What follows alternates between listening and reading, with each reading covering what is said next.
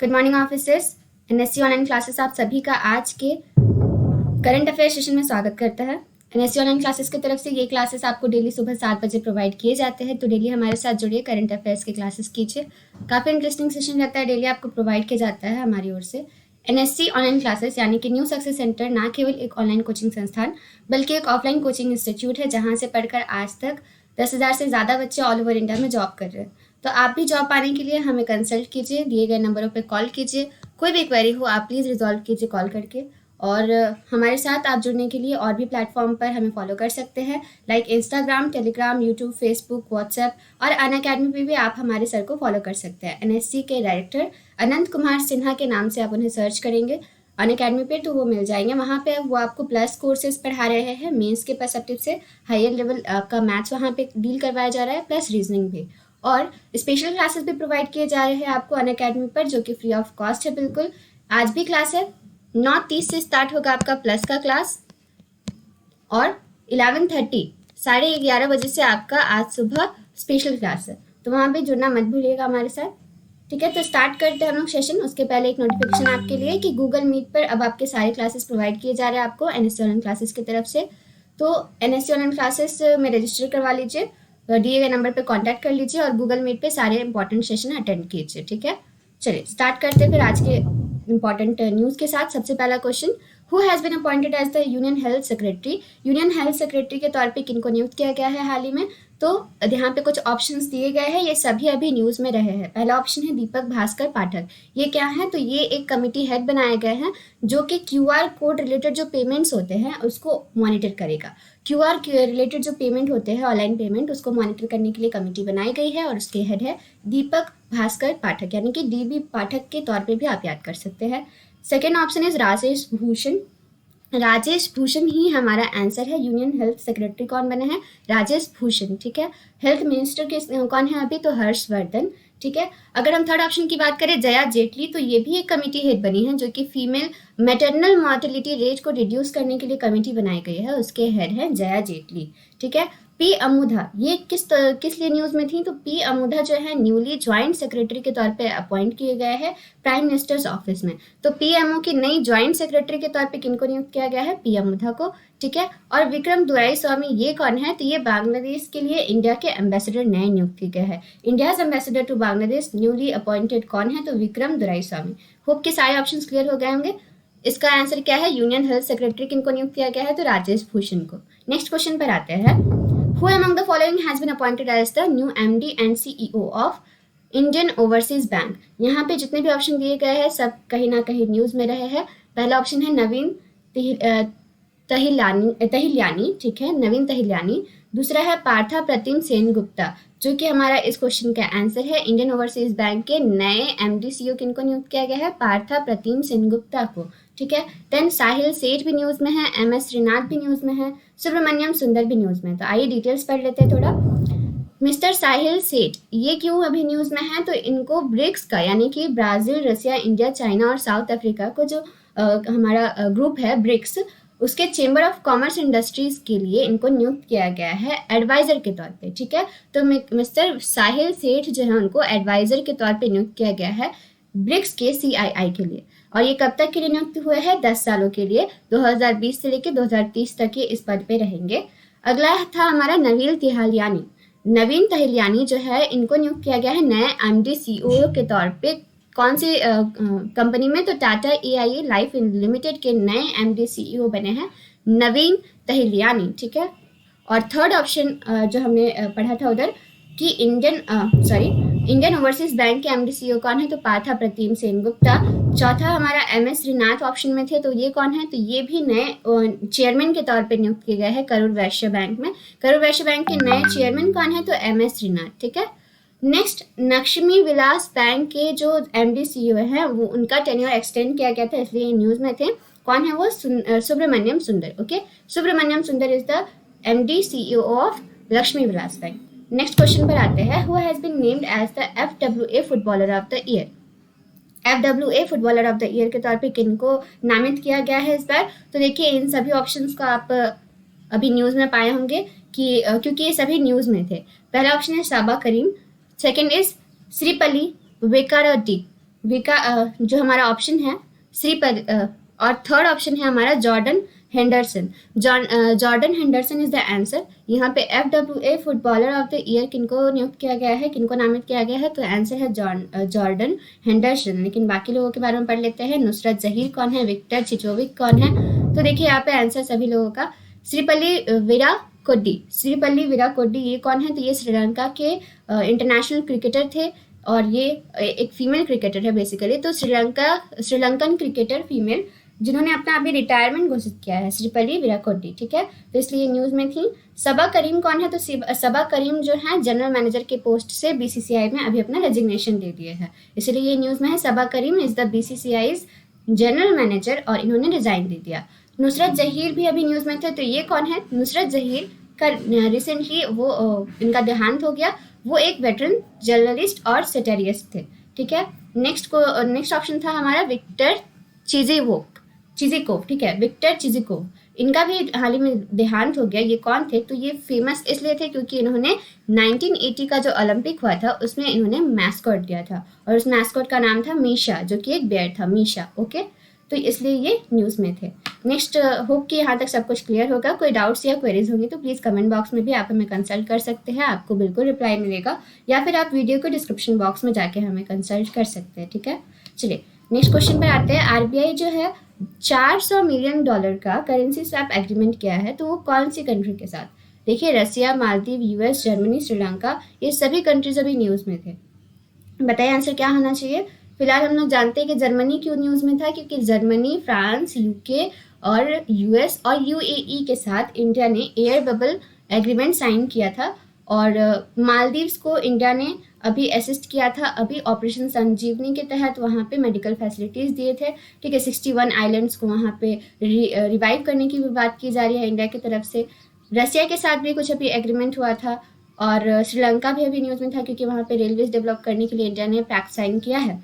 तो बताइए यहाँ पे इसका आंसर क्या होना चाहिए। Let's see the answer. देखिए मालदीव को लेकर के एक और न्यूज़ थी कि यहाँ पे कुछ आइलैंड्स को इंडिया जो है वो डेवलप करने के लिए जा रहा है, नेमली कौन कौन से, मारांदो और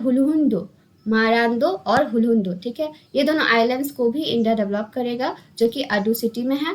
और रसिया और इंडिया के साथ में ये एक जॉइंट पैक्ट साइन हुआ है जो कि 15 करोड़ रुपीस के फंड एलोकेशन किए गए हैं। क्यों, तो वहाँ पे आपका कमर्शलाइजेशन प्रोजेक्ट को और भी ज़्यादा बूस्टअप करने के लिए, ठीक है। तो फिक्की इंडिया और रसिया जॉइंट पैक्ट साइन किए हैं 15 करोड़ रुपीस का, वहाँ पे साइंस, टेक्नोलॉजी और कमर्शलाइजेशन प्रोग्राम को बूस्ट करने के लिए। और हमारे क्वेश्चन का आंसर क्या है, तो 400 मिलियन का करेंसी स्वैप एग्रीमेंट इंडिया ने किसके साथ साइन किया है, तो द आंसर इज US, ठीक है। नेक्स्ट क्वेश्चन पर आते हैं हम लोग। Which of the following railway division successfully introduced a unique concept of baggage sanitization? Baggage sanitization का कॉन्सेप्ट मतलब आपके जितने भी लगेज होते हैं, बैगेज होते हैं, उनको सैनिटाइज करने का कॉन्सेप्ट लेकर के कौन सी रेलवे डिवीजन आपके लिए आई है। तो देखिए ऑप्शंस में क्या क्या है, दिल्ली, विशाखापट्टनम, रांची, नागपुर या अहमदाबाद। तो इसका आंसर है दोस्तों अहमदाबाद, ठीक है। इसका आंसर है दोस्तों अहमदाबाद। दिल्ली क्यों न्यूज़ में था, क्योंकि दिल्ली में अभी नया सबसे पहला प्लाज्मा आपका थेरेपी स्टार्ट किया गया था। प्लाज्मा थेरेपी का स्टार्ट करने वाला पहला सिटी कौन सा है या फिर UT कौन सा है, तो वो है दिल्ली, ठीक है। विशाखापट्टनम, रांची या नागपुर ये सब क्यों न्यूज़ में था, तो देख लेते हैं। सेंट्रल रेलवे जोन जो है, central railway zone check in master लाया है। Central railway zone check in master जो कि आपका मुंबई शिवाजी महाराज टर्मिनस, छत्रपति शिवाजी महाराज टर्मिनस पे अभी आपका ये लगाया गया है, इसलिए यहाँ पे मुंबई न्यूज़ में थी चेक इन मास्टर, ठीक है। ये ऐप है चेक इन मास्टर जिसके लिए मुंबई न्यूज़ में थी। फिर एम्स नागपुर के द्वारा अभी नया रिस्ट बैंड क्रिएट किया गया है, जिससे कि मॉनिटर कर पाएंगे हम लोग कि कोविड-19 के सस्पेक्ट कौन कौन है। अगर कोई सिम्टम्स दिखा रहे तो उनको एक्चुअल में कोविड-19 है या नहीं, या फिर उनको मॉनिटर करने के लिए उनकी एक्टिविटीज़ को ध्यान में रखने के लिए कि वो कहाँ जा रहे हैं, किन से मिल रहे हैं, ये सब चेक करने के लिए एक बैंड क्रिएट किया गया है एम्स नागपुर के द्वारा। तो वो कौन सा बैंड है, wrist band, smart wrist band, ठीक है। नेक्स्ट, इंडियन नेवी के द्वारा अभी विशाखापट्टनम क्यों न्यूज़ में था, क्योंकि वहाँ पे पहला इंडिया का deep submergence rescue vehicle complex inaugurate किया गया था। ठीक है। झारखंड क्यों न्यूज़ में था, रांची क्यों न्यूज़ में थी, तो झारखंड गवर्नमेंट ने अभी कहा है कि जो लोग भी कोविड-19 के नॉर्म्स को फॉलो नहीं करते उनको 2 साल की जेल और 1 लाख तक का जुर्माना भरना पड़ सकता है अगर उन्होंने वायलेट किया नॉर्म्स को, तो इसलिए न्यूज़ में था। नेक्स्ट आते हैं हम लोग फाइनेंस मिनिस्ट्री जो है, finance ministry has sanction an amount of what crore under special liquidity scheme for NBFC and एचएफसीज, मतलब नॉन बैंकिंग फाइनेंशियल कंपनीज और हाउसिंग फाइनेंस कंपनीज के लिए फाइनेंस मिनिस्ट्री ने कुछ अभी फंड एलोकेट किया। वो कितने करोड़ रुपए का है, तो वो आपका यहाँ पे आप ऑप्शंस देख पा रहे हैं, 8767 करोड़, 3090 करोड़, 3056 करोड़, 8700 करोड़ और 7500 करोड़। तो ये सारे अमाउंट्स अभी न्यूज़ में थे। फिलहाल इसका आंसर है 3090 करोड़, ठीक है, 3090 करोड़। तो बाकी अमाउंट्स अभी क्यों न्यूज़ में थे वो देख लेते हैं हम लोग। तो यहाँ पे देख पा रहे हैं आप कि 8767 करोड़ जो है ये क्यों आपका न्यूज़ में था, क्योंकि ये एक स्वामित्व पोर्टल के लिए, स्वामित्व एक स्कीम यानी कि स्वामी एक स्कीम है जिसका फुल फॉर्म भी है special window for affordable and mid income housing, special window for affordable mid income housing investment fund, इसमें एलोकेशन किया गया है निर्मला सीतारमन के द्वारा 8767 करोड़, ठीक है। नेक्स्ट, ये अमाउंट क्यों न्यूज़ में था, 3056 करोड़, तो 3056 करोड़ रुपीज़ का फंड अभी एलोकेट किया गया है जन जीवन मिशन के तहत मणिपुर में। तो वहाँ पे प्राइम मिनिस्टर ने अभी फाउंडेशन स्टोन भी ले आउट किया था वाटर सप्लाई प्रोजेक्ट्स के लिए। तो जन जीवन मिशन में 3056 करोड़ मणिपुर का एलोकेट किया गया है, ठीक है। और यहाँ पे 7500 करोड़ का अभी एग्रीमेंट साइन हुआ था एयरटेल और नोकिया के बीच में। तो अभी फिलहाल इसका आंसर क्या है, 3090 करोड़।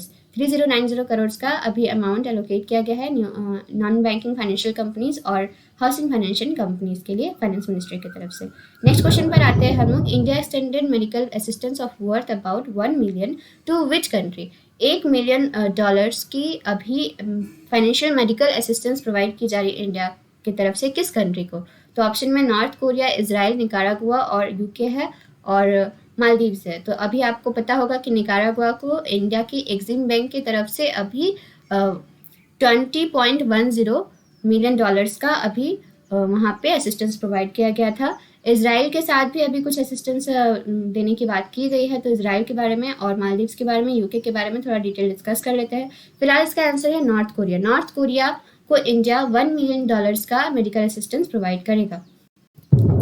और डिटेल देख लेते हैं। निकारागुआ जो है अभी 87th कंट्री भी बन गया है जिसने कि इंटरनेशनल सोलर अलायंस अभी ज्वाइन किया है। इंटरनेशनल सोलर अलायंस का हेडक्वार्टर गुरुग्राम इंडिया में है।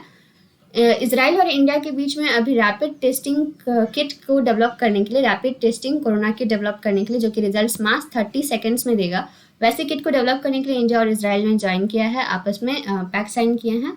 इंडिया और यूके जो है वो फ्री ट्रेड एग्रीमेंट को लेकर के कमिटमेंट शेयर किया है आपस में। इंडिया और यूके के बीच में फ्री ट्रेड एग्रीमेंट हुए हैं, ठीक है।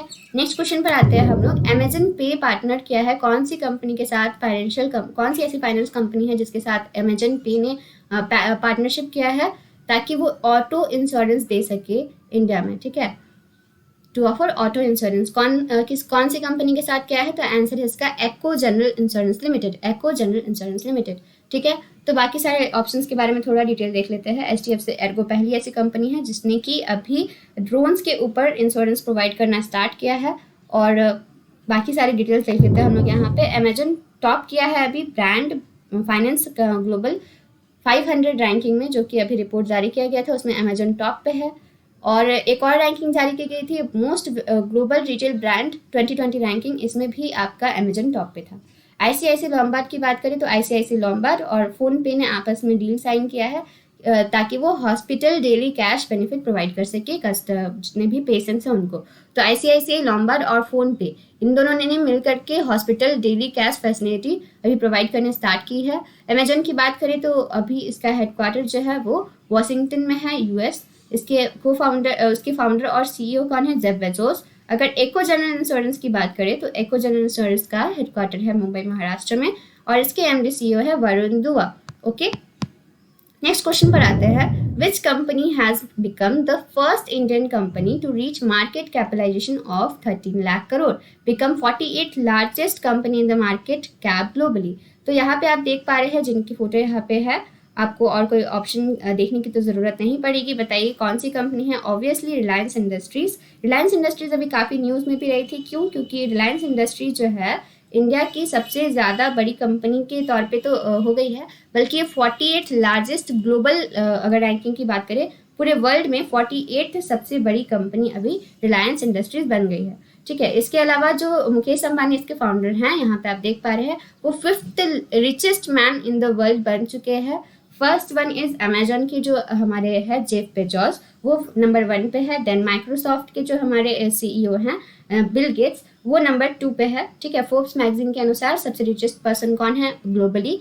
तो अमेजॉन के founder Jeff Bezos. Then second number पे है माइक्रोसॉफ्ट के बिल गेट्स। ठीक है, थर्ड नंबर पे Bernard and Arnold and family जो है वो थर्ड नंबर पे है। और फेसबुक के जो फाउंडर है मार्क जकरबर्ग, वो नंबर 4th पे है। देन हमारे इंडिया के मुकेश अंबानी, जो कि पूरे वर्ल्ड के 5th रिचेस्ट पर्सन बन चुके हैं अब। और ये जो हमारी रिलायंस कंपनी है वो इंडिया के सबसे ज़्यादा कैपिटलाइजेशन वाली कंपनी तो है ही, साथ ही साथ पूरे वर्ल्ड में 48 नंबर पे पहुंच चुकी है। ठीक है, नेक्स्ट क्वेश्चन पर आते हैं हम लोग। Who has written the book title the pandemic century? The pandemic century a global history of global contagion from the Spanish flu to COVID-19। ये जो बुक आप देख रहे हैं इसके ऑथर कौन है? ये न्यूज़ हाल ही में ये बुक हाल ही में रिलीज की गई है, the pandemic century a history of global contagion from Spanish flu to कोविड-19। ये बुक जो है किनके द्वारा लिखी गई है? तो आप देख पा रहे हैं यहाँ पे जितने भी ऑप्शन हैं ये हाल ही में न्यूज़ में थे। साहिर हुसैन जैदी, इन्होंने कौन सी बुक लिखी थी? इन्होंने क्या द एंड गेम लिखा था? अगर आंसर है तो लिखिए यस कमेंट बॉक्स में। मुझे सभी के आंसर चाहिए कि किसने कौन सी बुक लिखी है। अगर स्टीव वॉहग ने लिखा था the cricket century, the cricket history, तो लिखिएगा क्या है इसका आंसर। फिलहाल इसका आंसर क्या है आप देख पा रहे हैं, यहाँ पे फोटो में भी लिखा हुआ है आपका मार्क हॉगिंसबम। ठीक है, मार्क हॉगिंसबम इसका आंसर है, मार्क हॉगिंसबम। ये जो है लिखे हैं द पेंडेमिक सेंचुरी वाली किताब। रस्किन बॉन्ड की 2 बुक अभी न्यूज़ में थी। ठीक है, my hope to travellers by plane boats and trains, ये वाली बुक, और एक और थी द सॉन्ग ऑफ इंडिया। ये दोनों रस्किन बॉन्ड के द्वारा लिखी गई थी। बलदेव सिंह सड़कनामा, ये इन्होंने लिखी थी सूरज कदे मर्दाने। तो जितने भी बुक्स यहाँ पे दिख रहे हैं आपको, जितने भी ऑथर्स दिख रहे हैं, उनके बुक के नाम के साथ आप लोग कमेंट बॉक्स में लिखेंगे ताकि मुझे पता चले कि आप लोग एक्चुअल में ये क्लास कर रहे हैं कि नहीं। फिलहाल इसका आंसर क्या है? मार्क हॉगिंसबम। ठीक है, नेक्स्ट क्वेश्चन पर आते हैं। कारगिल विजय दिवस ये कब सेलिब्रेट किया गया? ऑपरेशन विजय के सक्सेसफुल स्टोरी के तौर पे, कमेमोरेशन के तौर पे हम इसे याद करते हैं। ये हर साल कौन से दिन मनाया जाता है? तो आंसर इसका 26 जुलाई, कल ये सेलिब्रेट किया गया था। मैं आपके लिए कॉम्पाइलेशन पूरे जुलाई मंथ का लेकर के आई हूँ, अभी तक कौन कौन से डेज रहे और कौन कौन से थीम्स रहे उन डेज के, तो देखते थोड़ा डिटेल में उसको। 2 मिनट का समय यहाँ पे। देखिए, सबसे पहले हमने 1 जुलाई को 3 डेज ऑब्जर्व किए थे, एक्चुअली 4 दिन। ठीक है, कौन कौन से? National postal workers day, national doctors day, chartered accountant यानी कि CA day and GST day. इसमें से एक का थीम भी था doctors day. National doctors day का थीम क्या था? लेसन द मोर्टेलिटी ऑफ कोविड-19, लेसन द मोर्टेलिटी ऑफ कोविड-19। 1 जुलाई को ये सारे 4 दिन मनाए गए थे। 2 तारीख को आपके 2 डेज ऑब्जर्व किए गए थे, UFO day, unidentified flying objects day और स्पोर्ट्स जर्नलिस्ट डे। इनका कोई थीम नहीं था। 3 जुलाई पर आते हैं plastic bag free day, plastic bag free day. ठीक है, ये 3 जुलाई को। ठीक इसी दिन के एक दिन के बाद आपका पेपर बैग डे भी मनाया गया था, जो कि 5 जुलाई को था। मैंने आगे लिखा होगा, वह हम लोग चेक करेंगे आगे। फिर इंटरनेशनल कोऑपरेटिव डे कब मनाया गया? 4 जुलाई को। इसका थीम भी था कोऑपरेटिव्स फॉर क्लाइमेट चेंज। 4 जुलाई को international cooperative day, cooperatives for climate change. 6 जुलाई को world zoonosis day. Zoonosis is communicable disease, जो कि एनिमल्स, जितने भी वर्टिब्रेट एनिमल्स होते हैं उनमें डिजीज जो होती है, अगर वो कम्युनिकेट करके ह्यूमन बीइंग को हो जाए तो वैसे डिजीजेस को बोलते हैं जूनोसिस। तो जूनोसिस डे कब मनाया गया? तो वो आपका 6 जुलाई को मनाया गया। उसका थीम भी था raises awareness for the risk of zoonotic diseases. ठीक है, नेक्स्ट 6 जुलाई से 10 जुलाई ये एक वीक के तौर पे मनाया गया। काउंटर टेररिज्म वीक इस साल 6 जुलाई से 10 जुलाई मनाया गया था। इसका थीम भी था strategic and practical challenges of countering terrorism in the global pandemic environment. ठीक है, 7 जुलाई को मनाया गया था वर्ल्ड चॉकलेट डे। 8 जुलाई को आंध्र प्रदेश के द्वारा फार्मर्स डे, यानी कि इसको राइतु दिनोत्सवम के तौर पे भी मनाया गया। 8 जुलाई को ये डे मनाई गई थी। कौन से स्टेट के द्वारा? आंध्र प्रदेश के द्वारा। राइतु यानी कि farmer, Rythu Dinotsavam, farmers day ये मनाया गया। नेक्स्ट 9 जुलाई टू 11 जुलाई, 9 टू 11 जुलाई ये भी एक वीक के तौर पे सेलिब्रेट किया गया, इंडिया ग्लोबल वीक, याद रखिएगा India global week. All over the world several countries ने इंडिया के जितने भी कस्टम कल्चर है उसको कॉमेमोरेट करने के लिए, उसको याद करने के लिए इस दिन को मनाया, इस पूरे वीक को सेलिब्रेट किया गया इस बार 9 जुलाई टू 11 जुलाई। और इसका थीम भी था be the revival India and a better world, India and a better new world, be the revival India and a better new world, ठीक है। 10 जुलाई को ऑब्जर्व किया गया था नेशनल फिश फार्मर्स डे, ठीक है। 11 जुलाई को वर्ल्ड पॉपुलेशन डे सेलिब्रेट किया गया, वर्ल्ड पॉपुलेशन डे का थीम भी था इस बार how to safeguard the rights and health of women and girl now amid pandemic, ठीक है। हाँ, तो मैं जो बात कर रही थी पेपर बैग की, पेपर बैग डे आपका मनाया गया 12 जुलाई को, और हमने यहाँ पे देखा था international plastic bag free day, plastic bag free day कब मनाया गया 3 जुलाई को, और पेपर बैग डे मनाया गया 12 जुलाई को। तो कंफ्यूजन नहीं होना चाहिए आपको, यही मंथ में दोनों डेज ऑब्जर्व किए गए थे, याद कर लीजिए अच्छे से। इंटरनेशनल मलाला डे इस बार ऑब्जर्व किया गया मलाला यूसुफजई के बर्थडे पर, होप कि आप उनको सभी जानते ही होंगे। 2014 में उनको नोबेल प्राइज भी दिया गया था। 15 जुलाई पर आते हैं, 15 जुलाई को कौन से डे के तौर पर ऑब्जर्व किया गया था, वर्ल्ड यूथ स्किल डे, इसकी थीम भी थी skills for a resilient youth, skills for a resilient youth, ठीक है। 17 जुलाई को कौन सी दिन ऑब्जर्व की गई थी, world day for international justice, world day for international justice का ऑब्जर्व किया गया 17 जुलाई। 18 जुलाई को national Mandela day, national Mandela international day, national Mandela award भी दिया गया था मेरियाना और मॉर्सियाना को। मेरियाना जो है वो मेरियाना जो है वो ग्रीस की हैं फीमेल, और मॉर्सियाना जो है वो गिना के हैं, ठीक है। तो वो आप डिटेल में देख लीजिएगा इस पर, और ये 2 लोगों को दिया गया है। बाकी हम लोग देखते हैं 20 जुलाई को कौन सा दिन ऑब्जर्व किया गया था, world chess day, world chess day आपका कब ऑब्जर्व किया गया था 20 जुलाई को, इसका थीम भी था teach someone how to play chess, teach someone how to play chess. Pi approximation day 22 जुलाई को मनाया जाता है, और ये आर्किमेडिक्स के द्वारा दिया गया था जो नियम, पाई का वैल्यू आपका 22/7 होता है, तो इस दिन के याद में मनाया जाता है। 22 जुलाई को आपको नेशनल मैंगो डे भी ऑब्जर्व किया जाता है, नेशनल मैंगो डे, और 23 जुलाई national broadcasting day, national broadcasting day. और आज हमने चेक किया कि आज हमने देखा कि 26 जुलाई को हम लोग कौन सा दिन सेलिब्रेट करते हैं, कारगिल विजय दिवस। और 24 जुलाई को थर्मल इंजीनियर्स डे भी हमने पढ़ा था, लास्ट पूजा मैम की क्लास में आपने पढ़ा होगा। 24 जुलाई को थर्मल इंजीनियर्स डे भी मनाया जाता है। नेक्स्ट स्लाइड पर आते हैं हम लोग। आज का next question, who has conferred with the president's award for nurses for serving during कोविड-19 in Singapore president's by Singapore president's Halima Yacob. Singapore के जो प्रेसिडेंट हैं हलीमा याकूब, इनके द्वारा प्रेसिडेंट्स अवार्ड दिया गया है कौन सी नर्स को, इंडिया ओरिजिन की हैं लेकिन वहाँ पे कोविड-19 के दौरान वो अपनी सर्विस दे रही हैं, तो उनको सम्मानित किया गया है प्रेसिडेंट्स अवार्ड के द्वारा। तो वो कौन से हैं, इनमें से कौन से लोग हैं बताइए। इन सभी लोगों को कुछ ना कुछ अवार्ड इसी मंथ दिया गया है।